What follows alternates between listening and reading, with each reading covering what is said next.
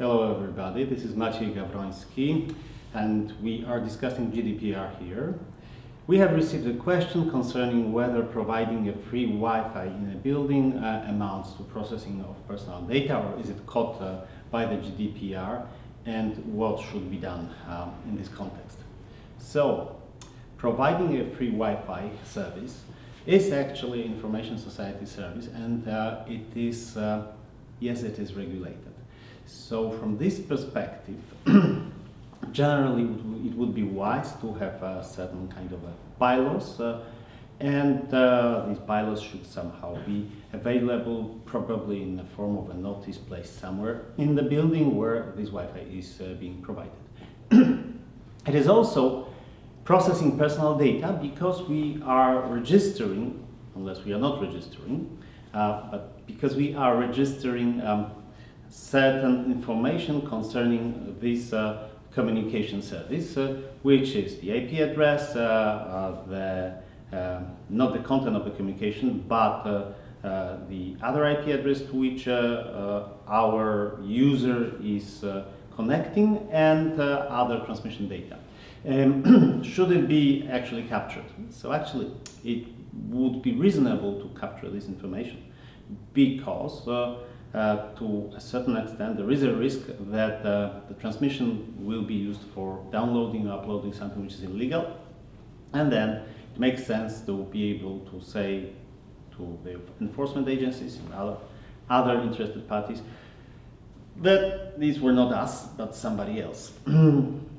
However, yes, it is also processing personal data. The definition of personal data in the GDPR is quite wide, so it covers also this type of information. So should we, what should we do? Well, we don't necessarily need to learn the identity of persons who are using our Wi-Fi. So we don't need to get their consent, we don't need to hand out physically these bylaws or information notice, but as I said, it should somewhere be available.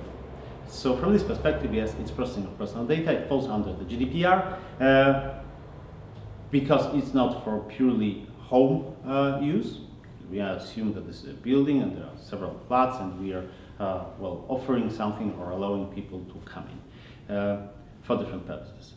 What else? So bylaws combined with an information notice, place it somewhere on the staircase, and well, this will be mostly it in relation to the GDPR.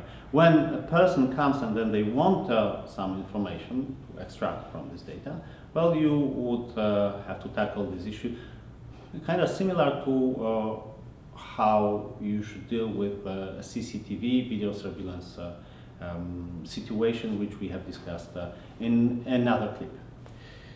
Thank you very much. Obviously, we could expand this question. We could refer to the scope of our potential liability or not being liable. So maybe the last thing which I would suggest, first of all, obviously do not spy on the communication, and secondly, do not monitor the communication, whatever the difference is, because in case you would be proactively monitoring this communication, you might be accidentally, or you might have a liability for allowing this illegal content to be downloaded or uploaded. So it's quite important not to monitor from a legal perspective in order to remain within the scope of exceptions to liability provided by the so-called e-commerce directive of the European Union, and previously by the US DMCA, Digital Millennium Copyright Act. Thank you very much.